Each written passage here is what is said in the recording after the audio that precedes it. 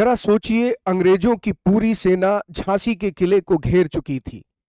रानी लक्ष्मीबाई को बचाना बेहद जरूरी था। ऐसे में एक ऐसी वीरांगना सामने आई जिसने अपने आप को पेश किया रानी लक्ष्मीबाई की तरह। रानी लक्ष्मीबाई की हमशक्ल होने के कारण उसने बड़ी चतुराई से अंग्रेजों को भ्रमित कर दिया और रानी को बचाने में बहुत अहम भूमिका निभाई। उसने अपने आप को इस तरह से पेश किया कि अंग्रेजों को लगा यही रानी लक्ष्मीबाई। उसने अपने प्राणों की आहुति देने का मन बनाया और रानी लक्ष्मीबाई को झांसी से निकलने का अवसर मिला।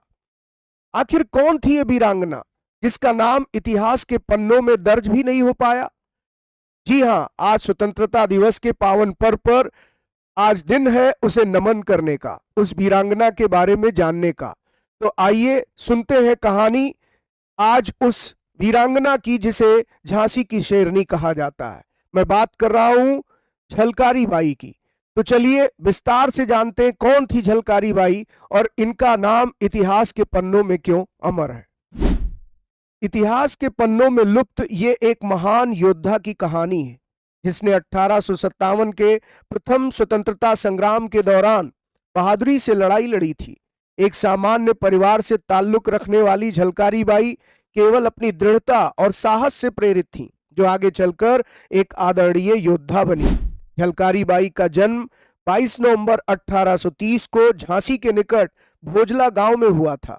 वो बड़ी होकर एक सैनिक और रानी लक्ष्मीबाई की विश्वसनीय सलाहकारों में से एक बन गईं। उन्होंने बहुत कम उम्र में ही घुड़सवारी, अस्त्र शस्त्र की कला और एक योद्धा की तरह लड़ना सीख लिया। उन्होंने अपने पति पूरन कोरी से तीरंदाजी, कुश्ती और निशानेबाजी भी सीखी। पूरन कोरी रानी लक्ष्मीबाई के पति राजा गंगाधर राव की सेना में एक सैनिक थे। झलकारी बाई अक्सर अपने पति के साथ शाही महल जाया करती थीं। रानी लक्ष्मीबाई को उनकी बहादुरी के बारे में पता चलने के बाद वे उनकी अच्छी सहेली बन गईं। झलकारी बाई का शारीरिक गठन और उनका चेहरा रानी लक्ष्मीबाई से मिलता जुलता था। जल्द ही झलकारी बाई को रानी लक्ष्मीबाई की दुर्गा दल नामक महिला सेना में पद मिल गया और वे अक्सर रानी की तरफ से महत्वपूर्ण निर्णय लिया करती थी।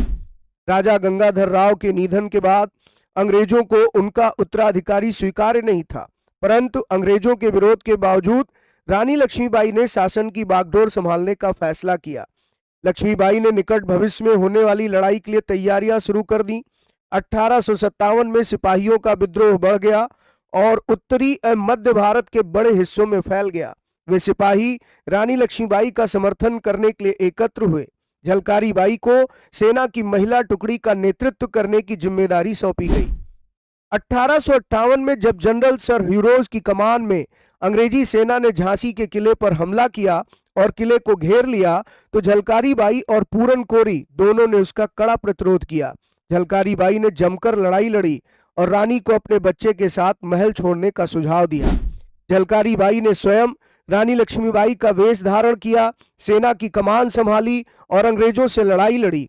उनकी समरूपता ने अंग्रेजों को भ्रमित किए रखा और उनकी ये चाल लंबे समय तक काम करती रही। झलकारी बाई की असली पहचान के बारे में अंग्रेज अनिश्चित थे और उनकी वजह से ही रानी लक्ष्मीबाई अपने बेटे के साथ महल से पलायन कर सकी। हालांकि उसी लड़ाई में पूरन कोरी अंग्रेजों से लड़ते हुए मारे गए और जब झलकारी बाई ने सुना तो क्रोधित हो गई। उन्होंने कई अंग्रेज सैनिकों को मार डाला और उनसे जमकर लड़ाई लड़ी। झलकारी बाई की ये कहानी बुंदेलखंड की लोक स्मृति का एक हिस्सा है। आज तक उनकी स्मृति लोगों के मन में जीवित है और उनके बहादुर करतब वहां की लोक कथाओं में बार बार उभर कर सामने आते हैं। उनके सम्मान में हर साल झलकारी बाई जयंती मनाई जाती है। अमर शहीद झलकारी बाई 1890 तक जीवित रहीं और वे अपने समय की शौर्य की प्रतिमूर्ति बन गई। तो ये थी भारत की वीरांगना झलकारी बाई की कहानी। और आज के स्वतंत्रता दिवस के पावन पर्व पर ऐसे अनसंग हीरोज के बारे में जानना हमारे लिए एक कर्तव्य भी है और हमारा कहीं ना कहीं एक तरीके से यह गर्व भी है। तो बच्चों, आप सभी को टीचिंग मंत्रा के परिवार की ओर से स्वतंत्रता दिवस के इस पावन पर्व की बहुत बहुत शुभकामनाएं। ऐसे ही रोचक कहानियां मैं टीचिंग मंत्रा पर आप सबके साथ साझा करता रहूंगा। जय हिंद, जय भारत।